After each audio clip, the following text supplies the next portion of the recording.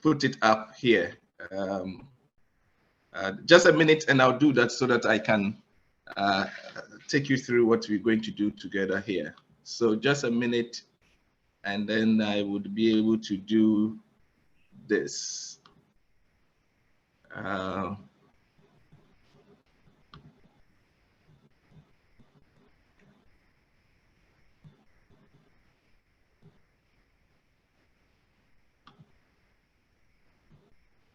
Okay.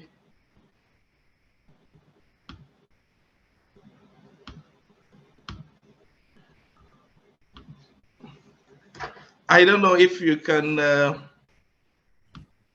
we can all see. Yes, please, Mr. Felix, we can see your screen. Maybe you can slide show it so it'll be a full screen. I should make it what? Full screen? This is fine if it works with you. If not, a slideshow, if that works. Okay, very well. So I think that this platform is a useful one. And when I was going through the audience list yesterday in terms of persons who have registered to participate in this meeting or in this summit, I realized that we have what I will put many people in the middle class in Ghana, and then young people or the youth, who I believe is the future of our country. And if we get it right with the youth and young people, we should be sure that we can make meaningful progress wherever we find ourselves in terms of our own individual lives, in terms of our country, and in terms of the world. I would want to thank you for the kind words. I didn't know you were going to read all that profile, but thank you so much. And it's my expectation that the presentations that have been done today would enable persons who have registered or who have participated in this summit to be able to make substantive progress in terms of whether it's career, whether it's business, whether they are engaged in entrepreneurship. And for me, the icing is what we've received from Prof. Prof. Hesse. He's put really the icing on the cake in terms of what his own personal life and what his own life testimony bring to bear or bring to the fore some of the principles of leadership that Charles started with us on at the beginning of the summit. For I don't know, but for some of you, this may be the first summit. Some may have been going through this since it started about 6 years ago. I think this is the 6th edition, and it's an incredible work that Charles and his team in Accra have been doing in terms of making us able to benefit from this on an annual basis for the last 6 years. It's, for me, unlocking extraordinary change in terms of the impact it's making in the lives of people, whether you take career, whether you take people in leadership, whether you take people in business, and many of these areas. Let me just mention in terms of a takeaway for participants or people who are signed on this important Zoom meeting, that each one of us has the capacity to make change wherever we find ourselves. If you listen to the life story of Prof, you can see that he's brought a significant a change in the space of in the space of medical medicine, in terms of how he's been able to guide his institution and what he's doing with his new medical facility. And it applies to all of us. Individual local action can grow into a global idea and produce change. So do not limit yourself in terms of your thinking or your imagination, which I'll be coming to shortly.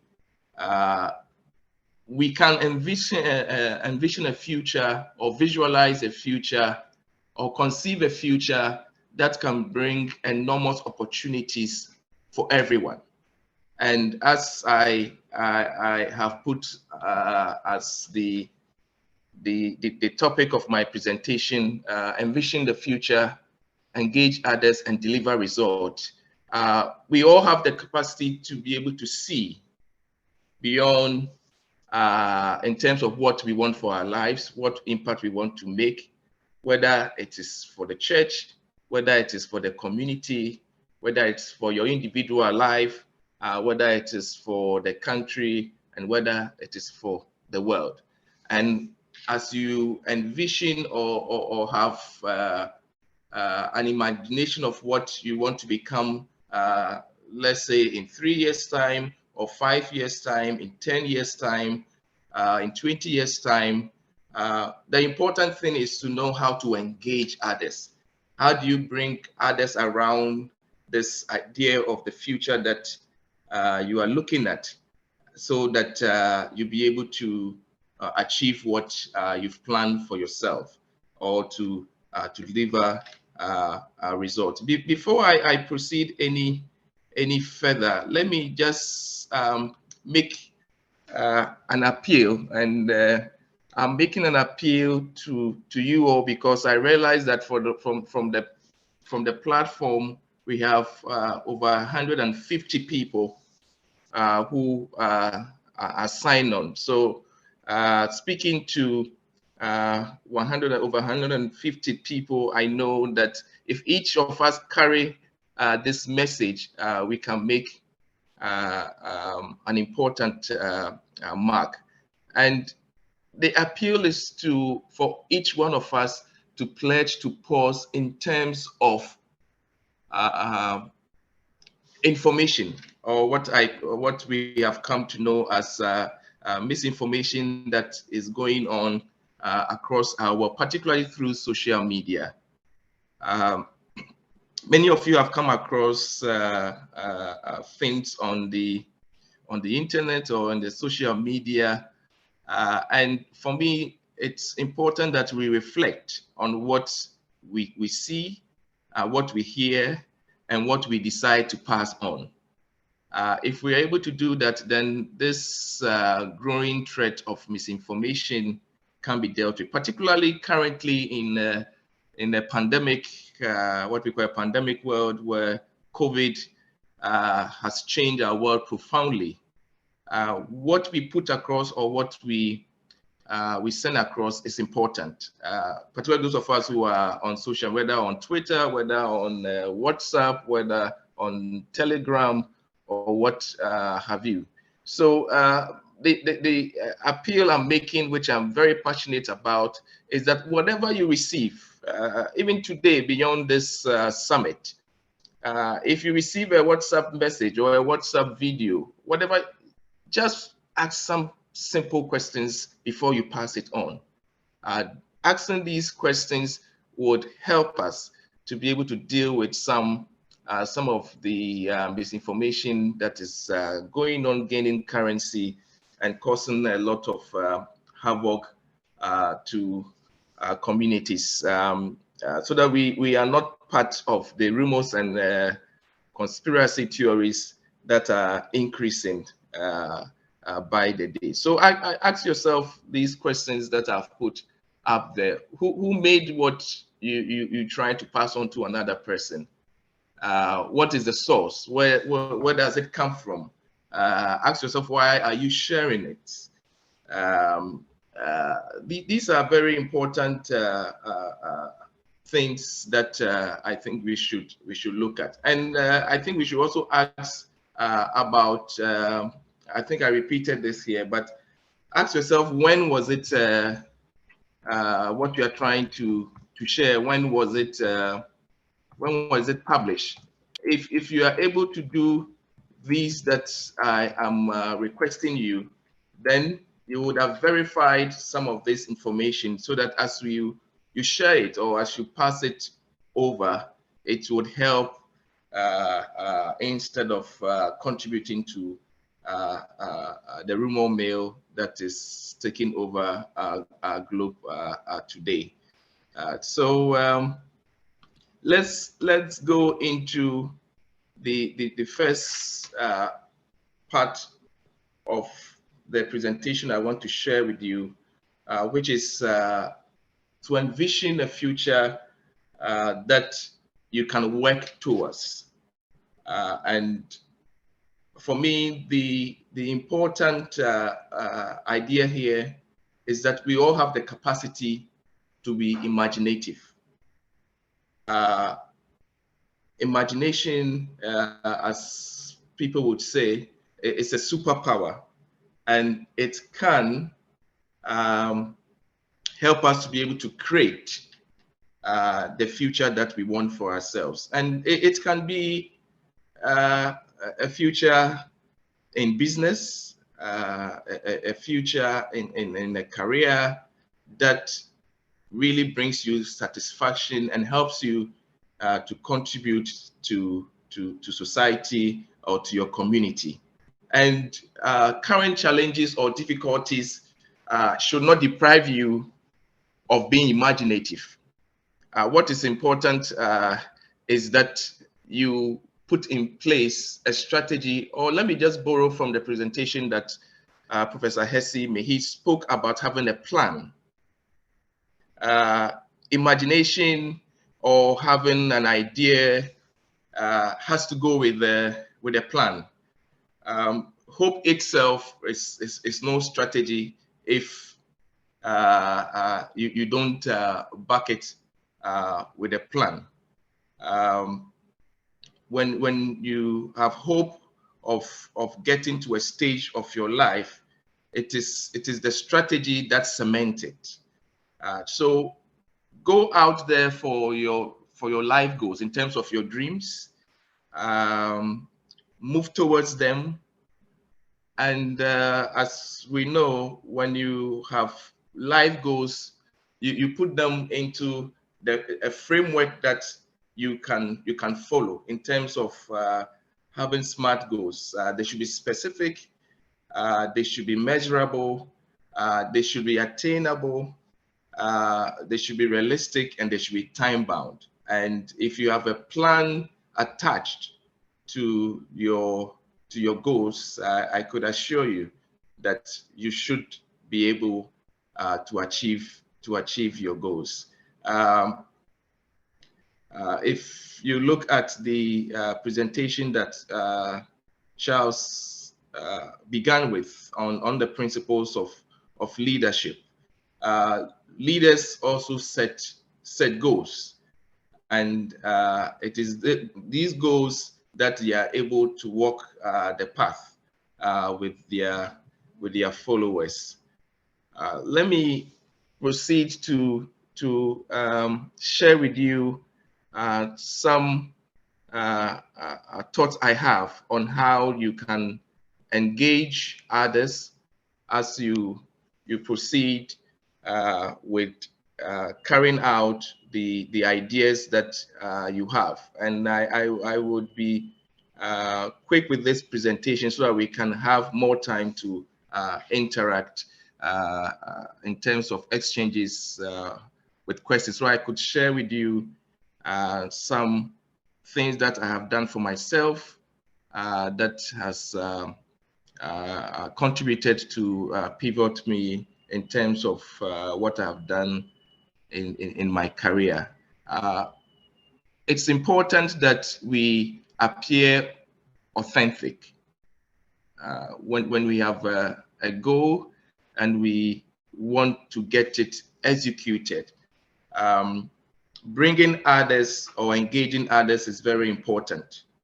But in doing so, it's important that you appear or you come authentic. Don't put out an image of yourself that you are not. I always tell people that don't pretend that you have all the answers. You need other people. And it's important that you come to terms with the people you have to engage. And here, stakeholders are important. And let me explain this. I will use Prof. Hesse, who I know, or as we all know, is in the medical field. Prof's medical facility or school has to be able to identify its stakeholders in terms of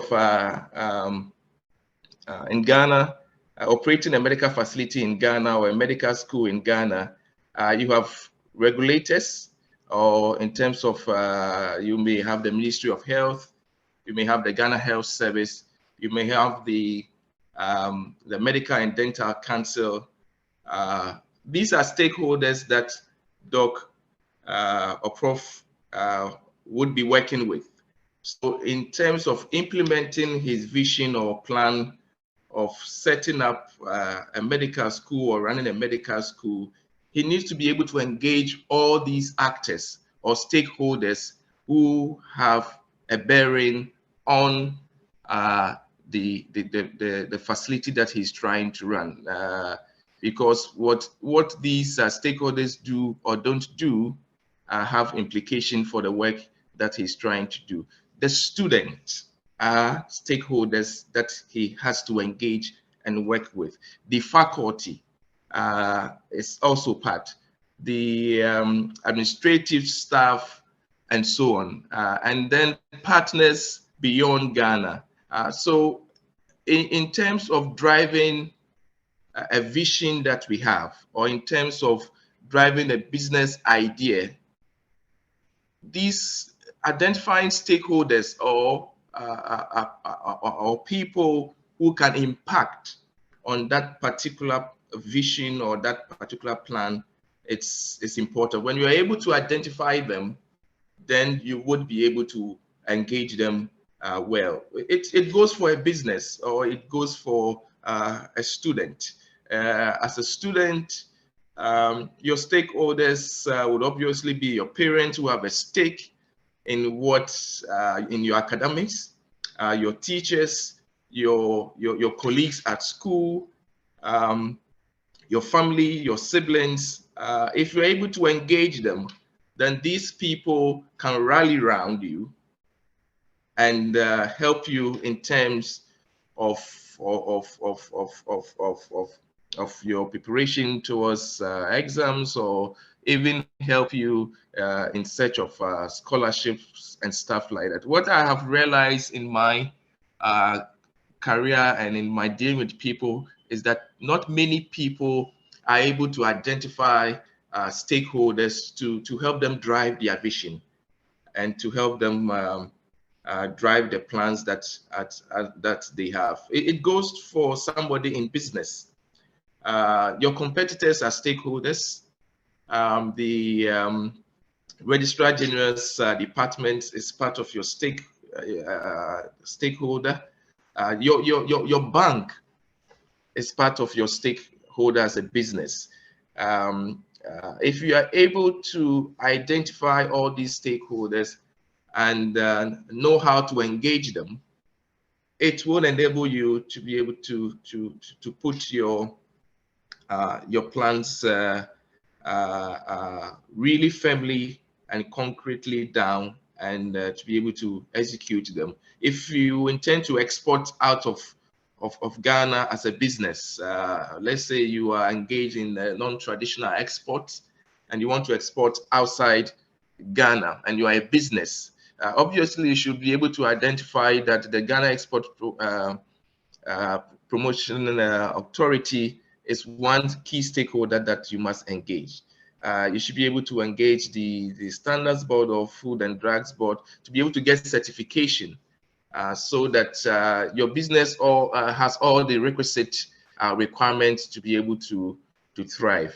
I have put down there as number 5 on the screen, mentors. Mentorship is very important when you are engaging other people. You need people who have traveled the path that you intend traveling. There's nothing new under the sun, as we always say. People have gone the way that you want to go. The plans that you want to execute in terms of career, in terms of business, people have done it before. It's important that you engage these people, and they would show you the way. They would help you gain traction on the path that you have set for yourself, so that you will be able to make progress in what you are doing. The mentors add value to you. I have benefited incredibly from persons who have walked the path in terms of career. I either read about them in books, or I engage them as on the way in terms of reaching out to them to be able to get a sense of how the path I'm trying to walk or to travel can be done effectively. And I would add that in trying to engage others, I think we should be able to cut out from ourselves negativity. Charles made a poignant point when he said that he does not have any problem with anyone in terms of he being able to deal with other people. If you listen carefully to him, it's a point that it's important that you carry forward, or you take note, that you are approachable, you are flexible, you are able to understand context, you are sensitive to other cultures, other people in your engagement with them. These are important things that when you do, it should be able to drive you towards the goals that you have. I would want to conclude with the last slide on delivering results, which I want to touch on 4 things here. Prof alluded to it. How do you multitask? How do you get to do many things when you are busy as a person? We all do put together a to-do list. We write them down. I do that every day because I am extremely busy. The work I do involves multiple meetings, multiple traveling, and for me to be able to effectively do that, or to deliver results on the things that I do, I write down what I want to do first. And when I have written them down, then I break them down. I want to do A, B, C. Out of what I want to do A, B, C, what is it that I can do today? That is the today list. So you may have a set of things that you want to do for the week, but break them down into daily tasks, so that you be able to do that. And then I also put down don't do lists, things that I must not do. In delivering results on the goals that you have set for yourself, or how to be able to do that, you need to be able to make a sense in terms of how do you clear the confusion about having to do many things at a time, but at the same time to be effective in delivering these tasks that you have set for yourself. The second point I would like to make is that people are very important. Putting a team together is important in delivering results. And I will use this summit as an example that without people who are playing different roles and tasks, it's not feasible to be able to achieve or to be able to put things together. So you need teams, you need people, and it goes for whether in business, it goes for whether you are in entrepreneurship or in any aspect of your life. Even the work that I do, I need a team to be able to do it and to do it effectively. Then you also have to use all the resources that you can marshal. And here you need to be able to identify that you need to get the goal executed. So in terms of what you can do, use every available capacity that you have to be able to do that. Touch base with people who can share with you ideas, who can share with you resources which you can tap into to be able to do that, so that you can deliver on the plans that you have set for yourself. Let me say that in my own work, as in working in Ghana missions abroad, I have learned that reaching out to colleagues from other countries and understanding the perspectives that they bring to an issue has been an important tool for me in getting some of the work that I have to do done, and that is what has carried me in the many tasks that I've had to do in the last few years. So I would want to stop here and ask that we can engage in terms of a few questions, and I will be more than happy to share these with you.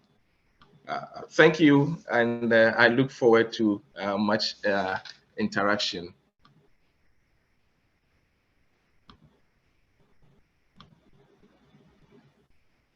Yeah, Carl, are you there? But before Carl takes over, Mr. Felix Boateng, we are very, very grateful for this very good and excellent presentation. For those of us listening in the comfort of our homes, he has to wake up very early. He's in New York to be able to join us to make this very wonderful presentation. And sir, we thank you very much for creating time and making this a reality. Thank you very much, Mr. Felix. We are very grateful for your time this morning. And we are so super grateful for how far you have taken us, and we are what you have said has really impacted us. I don't know if anybody has questions. Everybody just saying thank you, Mr. Felix. Please, anybody in the audience has any question for Mr. Felix? But Mr. Felix, I have a personal question for you. I could see that you are somebody who has been in the space of knowing a lot of people with how you work. Could you advise us in how we could go about networking? Because I feel like it's very important, like how Professor Hasey said, networking, we should be able to be known. So how would you want us, and how, again, with any guidelines as to how to go about networking with other people outside our normal range of people? If you have any of that, we'll be grateful for that.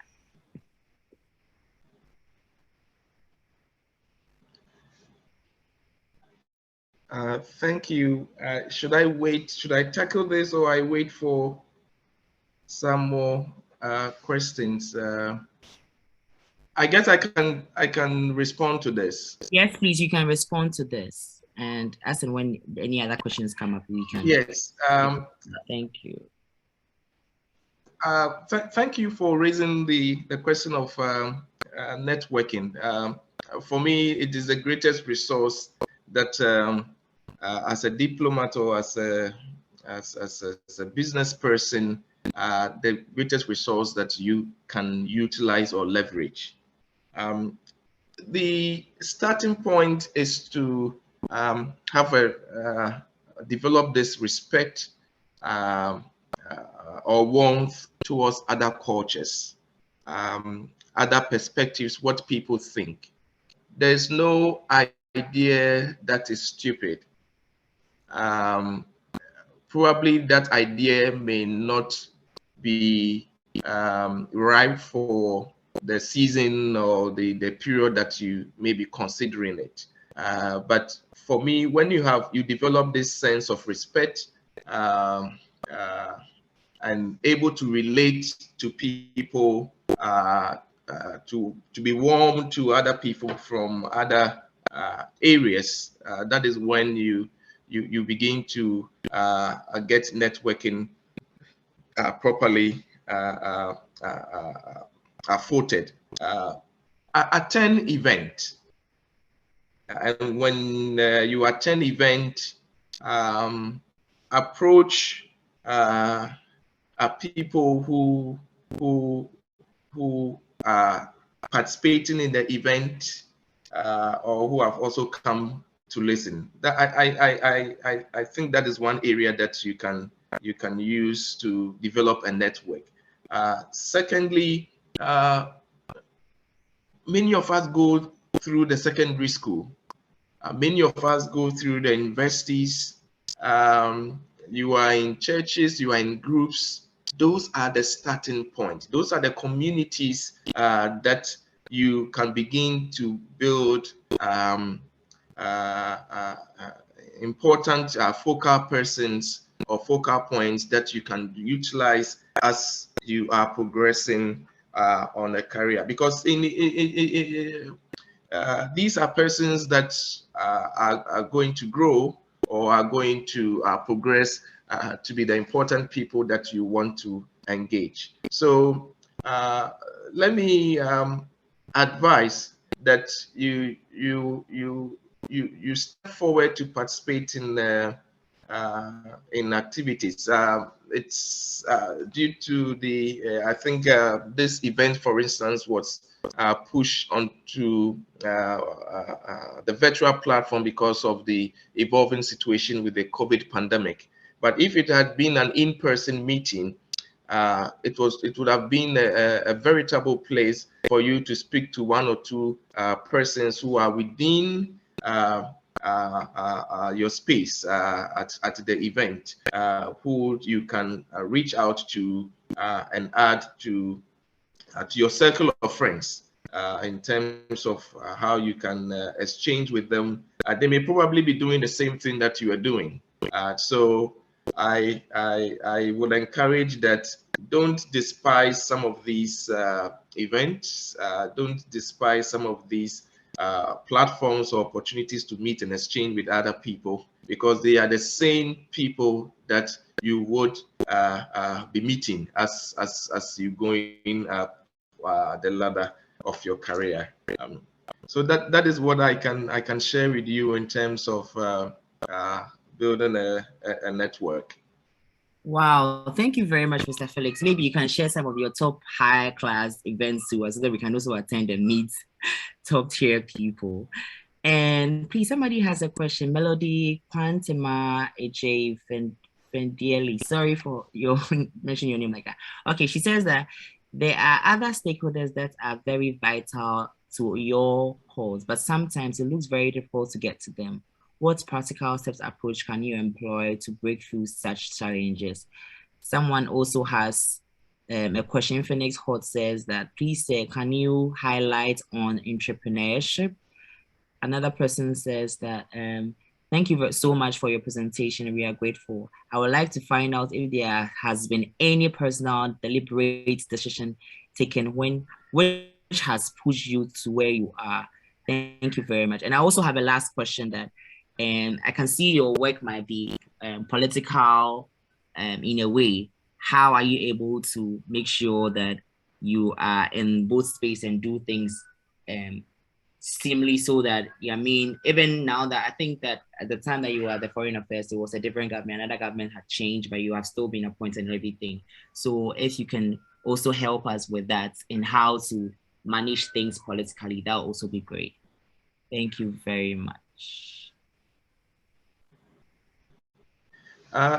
Thank you. I think it's Carl. So let me start with reaching out to stakeholders, or if you have difficulty reaching out to other stakeholders in terms of what you're doing. I think that sometimes there are things that you don't have to do yourself. You can leverage on the capacity of other people, the resourcefulness of other people. Let's say you are a medical student. I think that is the easiest one I can use just to make this point. You're a medical student studying in the medical school, and you want to reach a faculty member within your school, or your department, or your faculty, and this is somebody that you have difficulty reaching. You can use the resourcefulness of other faculty members to be able to do that. And for me, when we talk about stakeholders, there are some that you can do it on incremental basis. I think we should also recognize that there's no need to rush towards meeting every person you identify as a stakeholder in your path or on your way. There are some that it will take you a number of years to be able to do that. There are some that you can readily do. So you should be able to draw or to make sense of what is it that you need from this particular stakeholder or actor at this point of my life, and what contribution that can have. If you've not developed a product that you need to get, let's say, certification or authorization from, let's say you're a business and you've not developed any product, you may not have to go to the standards board or the Food and Drugs Board to get any certification. You necessarily may be dealing with the Registrar General's department because it's a regulator, but maybe you do not have a product yet. You may be aiming towards creating or making a product. It is at that stage that you would need the Food and Drugs Board or the Ghana Standards Board for certification. So I think you would have to be able to do a list of stakeholders that you will need in your space. It goes for a student who has completed school and looking for scholarship. If you're looking for a scholarship, at that particular time of looking for that scholarship, your stakeholders may probably be your lecturers or your professors, who would be providing you with the recommendation letters. Your stakeholders would probably be the universities that you have applied to, who will be giving you a slot for studies, and your parent or the scholarship secretariat that will be giving you the funding for undertaking further studies. So if you be able to do the list, and then at each stage you are able to tell that this has a bearing on what I'm trying to do, and it is the right time to be able to engage them. I would go to answer the question on personal deliberate decision. For me, the work I do, it's a fast-paced area. I need to be up to the task every time, so I read a lot. So I've made a personal decision that I should be reading consistently. So I read a lot. I really read a lot of things. I don't read things that concern my work. I read widely because I need to have a bird's eye view of what is happening in the world, and what my work can contribute in resolving some of these issues. And in terms of politics, in terms of the work I do, yes, I am a public servant or a civil servant, and as you know, as civil servants, we are apolitical. We serve every government that comes in. We are technocrats. So as technocrats, we work with politicians in delivering public services. And we do that by not aligning to any political group, so that we can be trusted with the responsibility of running the country. You know that when elections are held and there is a transition, within the period of a transition that a government is being formed, the persons who run affairs are civil and public servants like us. So it's important that every country has an apolitical system that can support the work of the delivery of public services to its citizens. I think we have made considerable progress in Ghana in terms of having strong institutions that can support the political framework or the system of governance that we have. So yes, I have worked with about 3 governments so far, and I continue to do so, because for many of us in the work or in the civil and public service, we try to do professional work devoid of partisan considerations. So there was a question on entrepreneurship, which it's really an area that I know is of interest to the youth, but time will not allow us to go into them. Probably maybe the workouts, the workshops may address this specific question. So let me leave it here and to ask if I have I've answered your questions. I see that many of you are asking for my contact. I think it's on the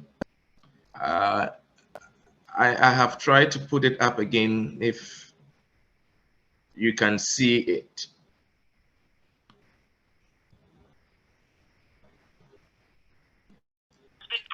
Okay, Carl, can you take over? Yes, please. Thank you very much, Mr. Felix.